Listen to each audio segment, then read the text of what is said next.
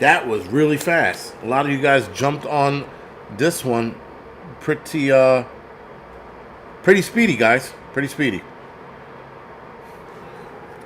You guys are really fast. 10 minutes to get angry. No, Mr. Landfill. We start right now. We start right now. Right the fuck now. This absolute minute. This very second. Anyway, another friend, Adam, thank you for the 5x5. Crystal, Jeep Nut. Really? Thank you for the 5x5. Northern Girl, thank you for joining us. Patrice, Joe, Visit, Raccoon Eyes, Dobie, Bush Pig, thank you for the 5x5. Jeremy, Cowboy, Dana, thank you for the 5x5. F you all, Kami, Groundhog, Simpler, Cathy, Mr. Landfill, thank you for the 5x5. Let's Go, Bad Botter, Chris, Rat Rod, Big Dog, thank you for the 5x5. Lisa, Prep to Adapt, Water Tiger, Jesse, South Shore, Mary, Sean, thank you for the 5x5. Deanna, Patty, Sojourner, Maria, WTC, Dr. Jesse. Are you really a doctor, Dr. Jesse? Sheila, thank you for 5x5. Jennifer, thank you for 5x5. All Seeing Cat, thank you for 5x5. Everybody on the world, thank you for the 5x5. Anyway, Jenny, thank you for the 5x5. Appreciate it. Mobutu is 5x5. Thank you. So, guys, according to a new study, because they do studies on top of studies, and they do studies for studies to prove that the studies don't fucking work. So they need to do another study to prove if that study actually was right. Because they do so many studies, they sound like fucking morons at this point. Anyway, more than 6 in 10 Americans are preparing for an issue after the November 5th election, according to a poll released Thursday that signaled deep dissonance in the country amid the hotly contested White House race. I am going to put this link in the chat. You guys can read it for yourself.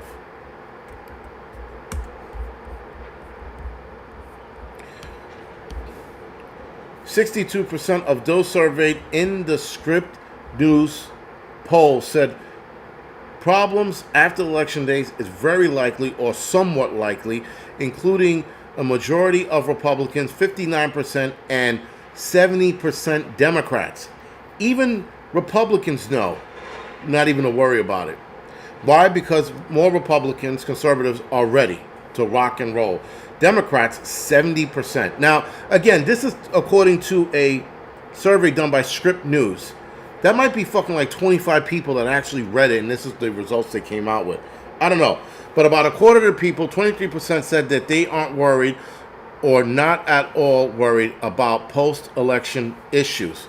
Half of the respondents said that they would support using the U.S. military to stop potential issues around Election Day, while 31% said they would oppose such a move, and 18% were unsure.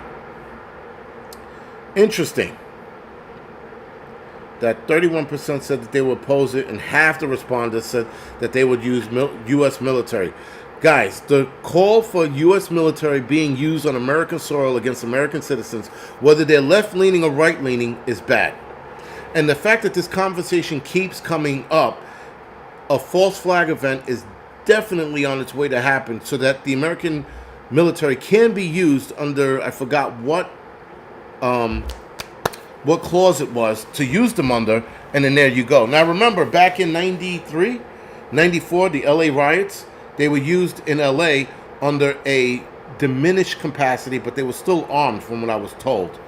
I remember them because we remember the tanks rolling down the streets in Compton, right? So they were using American soil before. It wasn't the first time, and it won't be the last. So one of you nerds are going to put the, they can use the military, what clause or they can use them. But you guys are good with that shit. But yeah, they keep talking about it, guys. If they keep talking about it, if this conversation keeps happening, that means something undoubtedly is going to happen. I was 6 in 94, don't remember. Yeah, I was 14? No, 16 when that happened, I guess. Right? Was that the LA riots? I guess. I forget the year. I think it was 93 or 94. But anyway.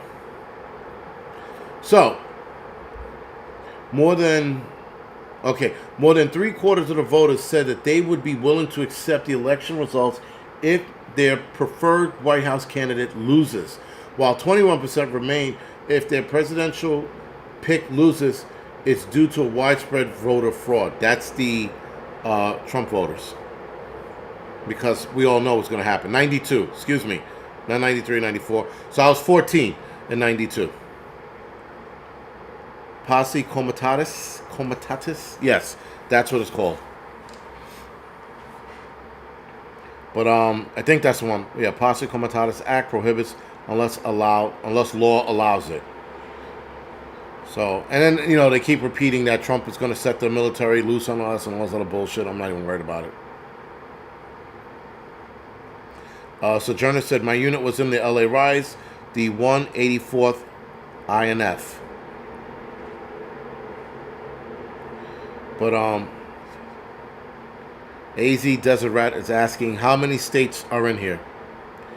So, 8% said that they would be fine if my preferred candidate wins by any means necessary, even if violence is involved. That was 8%. Again, that could be two people on the entire fucking thing that read it. Former President Trump and Vice President Harris have ramped up attacks on each other in the closing weeks of the campaign, as polls have indicated the race remains incredibly close in a handful of battleground states that will decide the election. So it looks like Trump is going to lose Pennsylvania because of the Puerto Rico comment. I did see something earlier today about the Puerto Rico comment is spreading like wildfire amongst the Puerto Rican community in PA. Again, if you're from Pennsylvania and you're Puerto Rican and you let a comment like that get to you, you're a bitch. Period.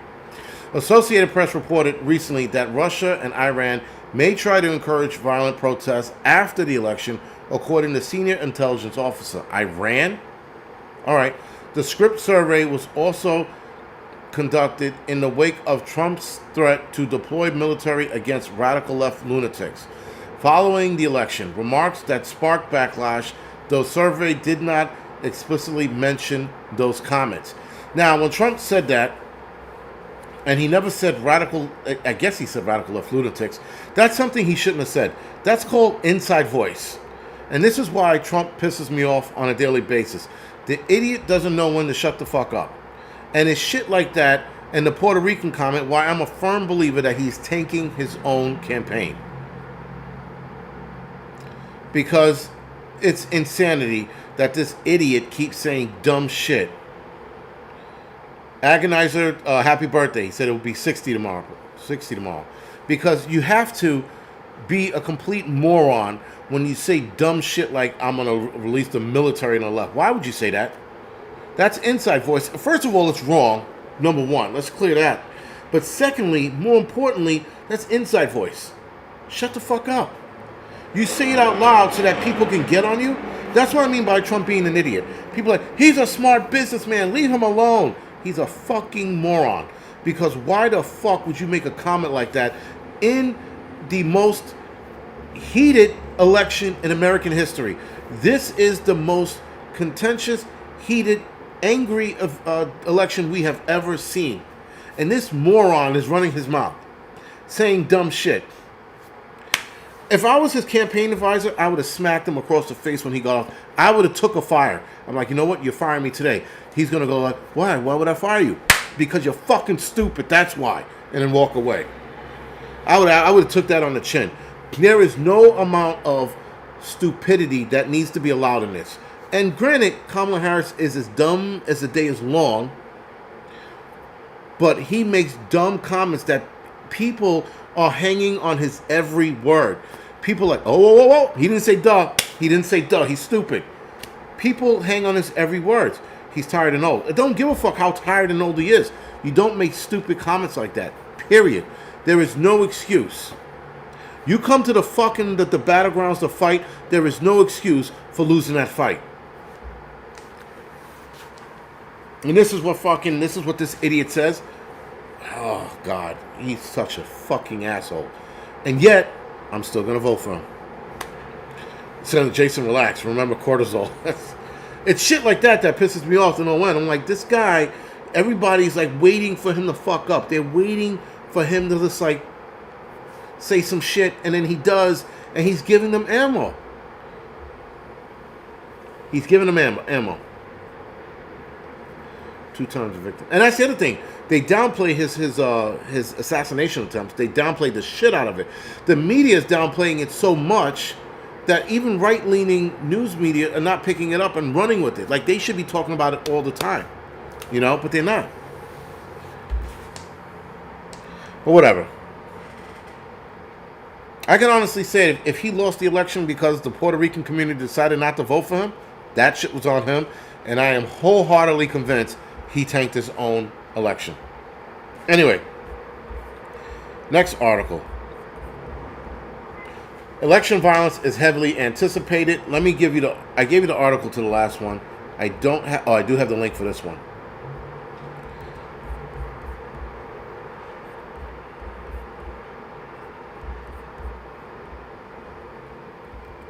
He's like the garbage floating island, and then everybody's upset about that. I'm like, grow the fuck up.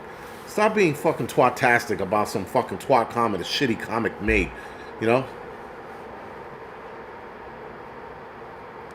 Brandon says you're crying about a comic. That Brandon, I'm crying about a comic because that comic could affect the election. That's why, dickhead. Crying about a comic that this guy, like, I'm running for president. I can say what I want on here. I could fucking make jokes about people and say what I want. I'm not running for president. But if I turned around and had to run for president, there was a lot of shit that I just would not say. Ugh. That's gross. But that just wouldn't say. Because, again, if he's going to save America, which he's not, but let's just argument's sake said he is, why would you torture fucking your campaign with dumb comments? I'm going to be a dictator on day one. Though, we know why he's going to be a dictator. And we know what he's talking about. The left doesn't, because the left is stupid. So when you're dealing with stupid people, you got to give them less ammo as possible. Because stupid people are going to do stupid things and say stupid shit. And then try to seem like they're heroes and go out and try to take them out. That's why I'm fucking crying about the comment. But Brandon, your brain is too small to understand what is actually going on. And yes, I am attacking you. So, with that, guys, the next article is the most dangerous time in 2024 will be right after the election. Now, this article is super fucking boring, but let's go over it real quick. Actually, okay, yeah, let's go over it real quick. The term, oh my God, stochastic terror became a big part of the American politics disclosure following the attempt to undo 2020 presidential election by way of mob violence at the U.S. Capitol. This is a liberal rag, by the way. At the time, national security expert Juliet Kayyem explained in a persistent piece in The Atlantic, which is a liberal rag, and in an interview on the Alchemist podcast that stochastic terror, I never heard of that, happens when a leader uses his platform to motivate and incite violence in a way in which the violence is much more likely to occur. The Democratic Party has been doing that for years. Years. And Trump makes a couple comments, and now they're focused on him using his platform to turn us against the American government to do whatever needs to be done, which I don't see that happening, like, at all. Especially being that J6 was definitely a trap. I said this before, I'll say it again. J6 was a big trap. It was a trap for the idiots to fall for so that they were made examples of, so people would think twice about doing something like that ever again. So anyway, last week, a candidate, Donald Trump, promised pardon for the J6 insurrectionists, threatened the judge, and posted a video that mocked up President Joe Biden's hogtied in the back of the truck. Yeah, this liberal rag. We're not going to finish reading it. But anyway, they're pretty much saying that we are going to be the cause of that said issue. So, next article. Police are searching for the person who set ballot boxes on fire in Washington and in Oregon. Here's what we know. This is from CNN, by the way. Or I'm sorry, MSN.com. Or maybe it is by CNN, but whatever. You guys will read this article on your site.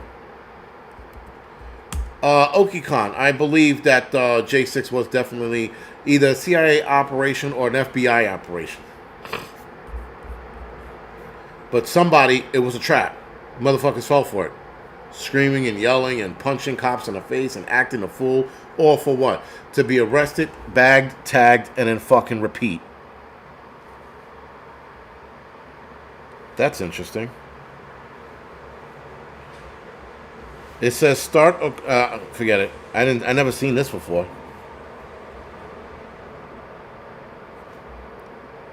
This is something called.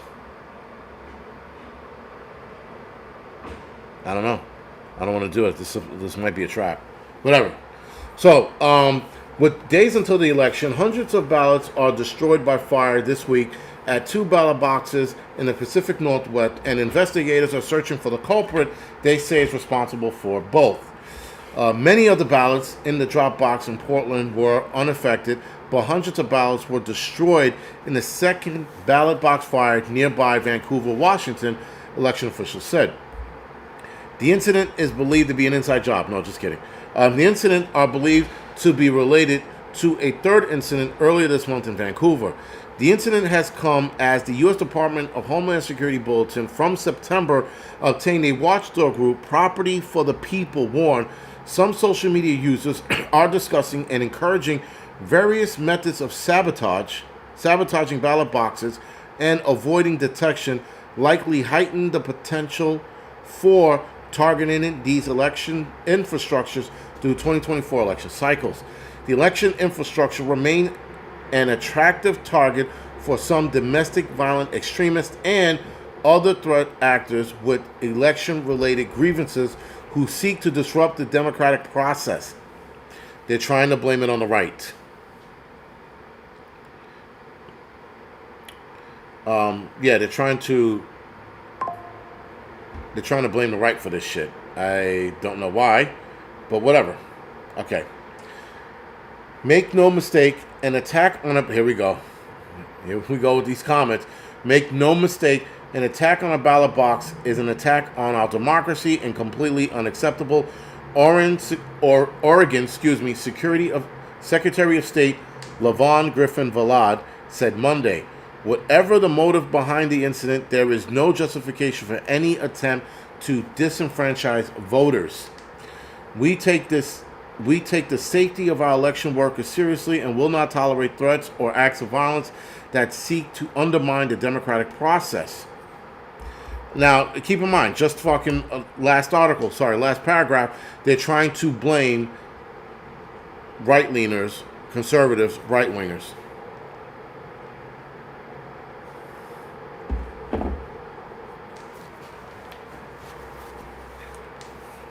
All right. I strongly denounce the act of terror.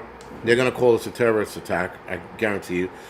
If he's right-wing, if he's a conservative or Republican, they'll name this a terror attack.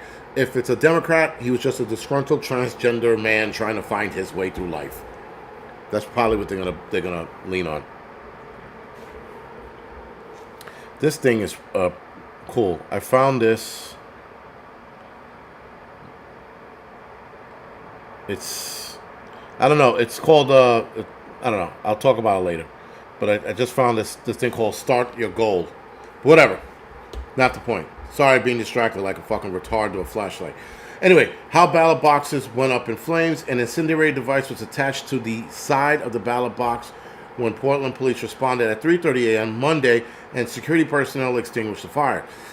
At a bus station in Vancouver, Washington, just 15 miles away, a second ballot box was set on fire early Monday, according to Vancouver Police Department. Responding officers discovered a suspicious device smoking and on fire next to the ballot box.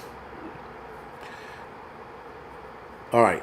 A ballot box in, oh my God, Multnomah County and Clark County have fire suppressant installed, election officials said during a news conference Monday.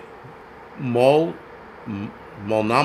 County election director Tim Scott said fire suppressants inside The Portland box protected more than 400 ballots inside, and only 3 ballots were damaged. The election official still counting all the ballots involved in the Vancouver lot, but believe hundreds of ballots were destroyed. Now, this can work one of two ways. They can contact everybody in the area to vote again, which I can see them doing, and then they're going to count a lot of those votes twice. That is another tactic that the Democratic Party can use for themselves to win. As they already explained, Kamala Harris is not doing too great with men, because any self-respecting man wouldn't vote for her, which is not entirely true. But because my son voted for Kamala Harris. And after we had a discussion today, the look on his face was like, oh shit. So, whatever. I still love him. He's still my son. I at this point, I would almost rather him told me he was gay than he was going to vote for Kamala Harris. That's where I was at. I was like, just tell me you're gay. I can accept that. Telling me you're voting for Kamala Harris? So disappointing. But anyway. It is what it is. When you're young and you follow the media and you don't do research on your own, you fall for the fucking trap. A lot of young kids fell for the trap. Anyway, the drop box are useful secured ways voters can return their ballot box without using the U.S. Postal Service system. They help cut down on ballot return by mail, which has alleviated stress on the postal system. I don't give a fuck if it relieves stress or not on the postal system, but whatever. But what should you do if your ballot was impacted? That's the problem. You won't know, you know. But D Black, no black, you know. Yeah. John Burnside and his wife voted Saturday afternoon, depositing their ballots in the drop box near their Vancouver home.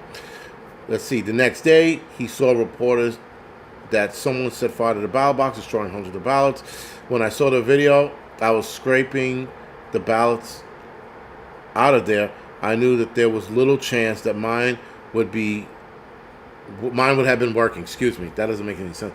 I don't know what we're able to salvage, but any of the ballots out of the box. They said that box was destroyed the most. The ballots were destroyed the most. Excuse me. They had it looks like they almost recovered none from that box. Yeah. But my daughter the same. Yeah, I know. Listen, it is what it is. Your kids only get a pass, one time pass with this shit, you know. But anyway, let's see. They used that drop box in the past election. Burnside said, "This is disturbing that someone would destroy it. The world has changed, and things that you may have taken for granted as secured in the past, you have to rethink it now." Burnside said that he looked online and saw that their ballot had not been received, so they immediately ordered replacement ballots. This time, he said they're driving across town to the election office so that they can deliver their votes in person. This is where the double votes come in. Now, those ballots were utterly destroyed, so maybe they won't. But if they were able to salvage some, and they're not telling us how many, and not only not telling us how many, but who, people can vote twice. Now, is it going to make that much of a difference unless they start burning ballot boxes all over the country? I don't think it's going to make too much of a difference, but I could see the trend happening across the country. Let's see. Burnside looked online. Okay, whatever. And I didn't know that. I didn't know you could look online to see whether or not your shit was passed. That's pretty good. All right, Northern Girl. She said, connect with these brothers, please. So, Kisme, a Clark County auditor, said anyone who dropped off a ballot at the damaged Fisher's Landing Transit Center box between 11 a.m. on Saturday and 4 a.m. on Monday should request a replacement ballot at votewa.gov. In Oregon, election officials said they plan to contact 3 affected voters using unique identifiers on their ballot envelopes so that they can receive replacement ballots. Voters should be assured that even if their ballots were affected, their vote will be counted. All right. Evidence that the incendiary device found on the ballot box Monday shows that fires were connected to each other, as well as a third incident October 8th when an incendiary device was placed on a different drop box in Vancouver. We don't know the motive behind these acts. There's only one motive: to fucking slow down the election. It doesn't take a rocket science to figure that shit out. According to the Oregon Department of Driver and Motor Vehicle Service, 3,828 of those vehicles were registered in the state, 558 of them which had valid registration. I don't know why. Okay, sorry. Police identified Police identified a suspect vehicle seen leaving the scene on Friday in Portland, they said in a new news release Monday. A black or dark colored 2001-2004 Volvo S60. Rich white guy. That is a Democrat. That's a Democrat's vehicle. Hands down. When they find this guy, I almost undoubtedly know it's going to be some left-leaning kook. Guaranteed. Anyway, that's where the Oregon Department of Driver and Motor Vehicle Services had 3,800 of those vehicles were registered in the state, 558 of them which have valid registration status. The FBI in Seattle office told CNN it's working with the state and local authorities on the investigation. As Election Day nears, the state leaders are encouraging citizens to vote despite the incident, pledging increased security around the drop boxes. They're probably going to put up cameras and shit. There are multiple ways for voters to cast their votes, ballots, and make sure that their voice is heard. Your voice is not being fucking heard when you're it's a ballot. It's a piece of paper. Your voice is not being heard. Your opinion is being heard. Your choice is being heard, not your voice. Anyway, voter intimidation or any criminal act to undermine the upcoming election is un-American and will not be tolerated, Governor Tina, whatever her name is, said on X. The ballot box in Portland had already been replaced, according to the Multnomah County Chair Jesse Vega Pearson and law enforcement in whatever. They all said that they're going to have increased patrols around the ballot box and in the area. All right. So all this other crazy, boring bullshit. Box is on fire. People are fucking disappointed. Yada, yada, yada. Voters are worried about post-election violence. Implement democracy. I'll read that tomorrow, I guess. I could read that. Fuck it. We got some time. Fuck it. So, next article. Voters are worried about a post-election violence implication for democracy, according to AP NOR polls. This is another poll. American voters are approaching the presidential election with deep unease about what could follow, including the potential for political issues, attempts to overturn the election results, and its broader implication of democracy. So everybody is seemingly thinking that J6 is going to happen again because it happened once. What buffoonery we're talking about here. This finding of the survey conducted by the Associated Press, liberal rag, speaks of persistent concern about the fragility of the world's oldest democracy nearly 400 years after former President Donald Trump refused to accept the 2020 election results, inspired a mob of his supporters to storm the Capitol in an attempt to stop a peaceful transfer of power. This is by PBS News, by the way, and PBS is very liberal. I just found this out like a couple months ago. I didn't know. I knew that they were like liberal, but they're like Atlantic, the Atlantic liberal. Like if anybody reads the Atlantic, that's some insanity liberal bullshit on that. But whatever. About 4 in 10 registered voters said that they are extremely or very concerned about attempts to overturn the result after the November election. A similar share is worried about legal efforts to do so, and about 1 in 3 voters say that they are extremely or very concerned about an attempt by local and state election officials to stop the results from being finalized.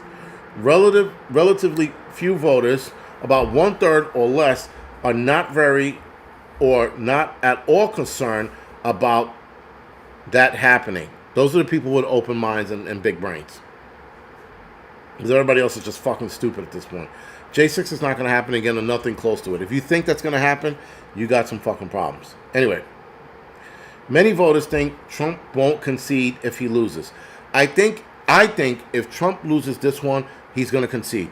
I don't see him, unless it's super tight and it goes down to like the count, he'll stay in it. But if he loses, I think he's going to bow out of this one gracefully. I don't think he's going to do what he did last time. I hope not, anyway. Anyway, Trump's wider range attempt to reject the will of voters and remain in power after his 2021 loss have led to concerns that he will again fail to concede should he lose to Vice President Kamala Harris. Nearly 9 in 10 voters said the loser of the presidential election is obligated to concede once every state has finished counting its votes and legal challenges are resolved, including 8 out of 10 Republicans. But only 1/3 of voters expect Trump to accept the results and concede if he loses. I think he will. Democrats and Republicans are widely divergent views on the matter. About 2/3 of the Republican voters think Trump would concede, compared to 1 in 10 Democrats. The same concern does not apply to Harris. Nearly 8 in 10 voters said Harris will accept the result and concede. She will. I agree with that, including a solid majority of Republicans. I think if she loses, she's going to step down. You know? Listen, the black community as a whole is calling her a moron. I mean, I've never seen the black community fucking in Harlem, Brooklyn, the Bronx, Detroit, Chicago, LA areas. Black community is like, she's an idiot. And the black community is seeing through the Democrats' bullshit. There's a whole chapter of people in Detroit and Chicago voting for Trump. I think they're called Black Detroit or Black Chicago for Trump or something like that. I mean, people are like, they are fed up with the Democratic Party. That's one side of me knows that this is a fair election, Trump will win. But if this is not, and something wild happens, they're going to take it and she's going to win. Democrats and Republicans divided on who would weaken the democracy. Our democracy has already been weakened by the Democratic Party. There is no end if or buts, and it's not even an opinion, it's a fact. Members of both parties have broad concerns about how American democracy might fare depending on the outcome of November's election. Overall, about half of the voters believe Trump would weaken democracy in the United States a lot or somewhat if he wins, and about 4 in 10 said the same of Harris. Trump was already president of the United States, and he did not weaken our democracy at all. Not even a little bit. But the Biden administration did.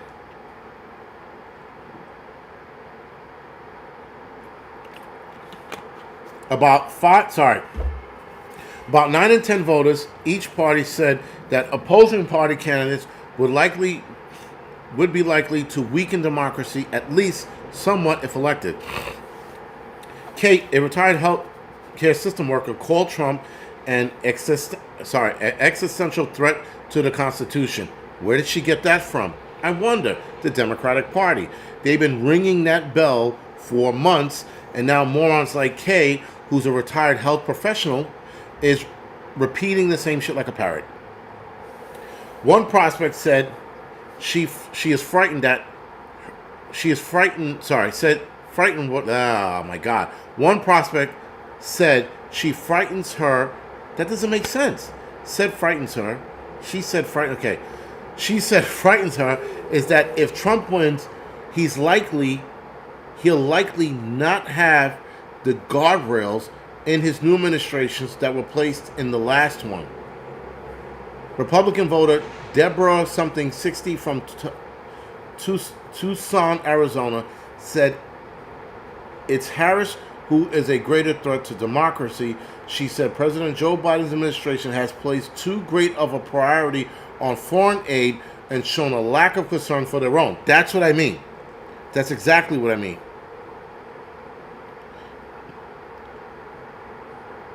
Whatever. Our tax dollars we're just sending it everywhere. We're not staying here. Why aren't we taking care of Americans? Why should we pay our taxes if they're sending it away? Exactly. And that's why I'm all for not paying taxes anymore. If my tax dollars are going to go to citizens, first of all, illegal immigrants here, and the Ukraine, Israel, India, then we shouldn't be paying our taxes anymore. We should start getting more of our taxes back and not paying any of our taxes. I'm almost willing to risk jail for it because fuck them. Seriously. There are a lot of implications that go along with it, but so be it. The January 6th attack on the Capitol is a dividing line. Part of what divides voters is their view of what happened on J 6th at the Capitol and who is to blame. Democrats and independents are very much likely than Republican voters to place a great deal of blame or quite a bit on Trump. Susan Ode, an independent voter from Chicago and retired from the financial sector, said she's concerned that crazy people will buy the misinformation that they've given, leading to another such attack. Now, there was no misinformation. People were just angry.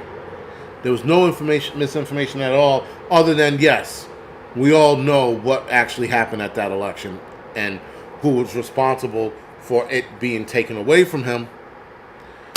But still, they're going to call that misinformation. So obviously, guys, in this election, there are 7 big issues that are at stake. I'm not going to read them all. I'm going to read the short list. But abortion is 1. Immigration is 2, clearly. Healthcare and prescription drugs, 3. Taxes, 4. Judge and Supreme Court pick, 5. Trade, 6. And foreign policy and NATO. Now, foreign policy, as you can see what this administration is doing, they're giving our money away to people who do not deserve it. There has got to be a way, guys, how we can withhold our taxes from the government. And I'm talking about, at the very least, 30 to 40% of us.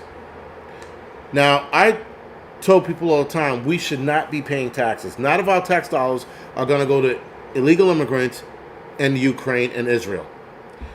If our tax dollar stays here and takes care of us like it should have done with the people in North Carolina and Tennessee, those people should have been taken care of.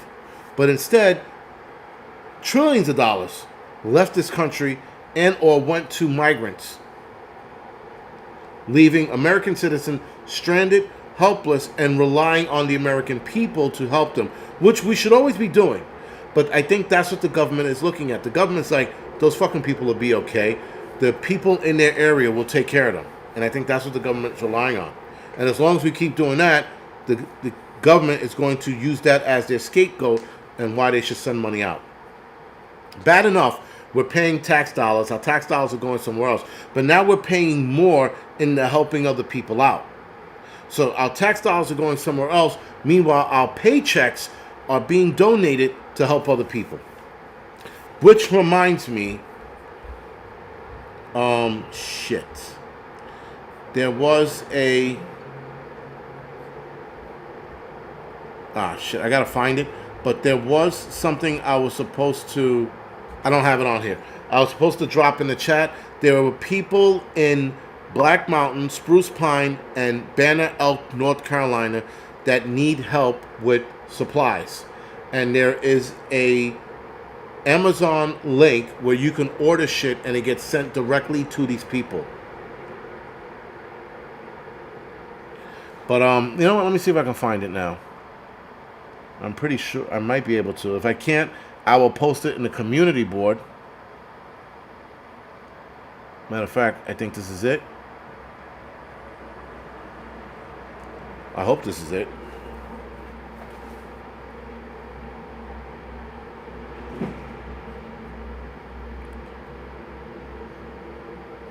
All right, let's see if this works.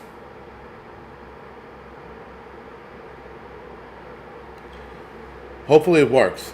But this is an Amazon link of supplies people need in these areas. So it's going to go to I guess a shelter, and then it's going to get distributed to there for people who need the stuff that they need. Now, some of the stuff on the list, like leggings and shit, because winter's coming, these people lost everything.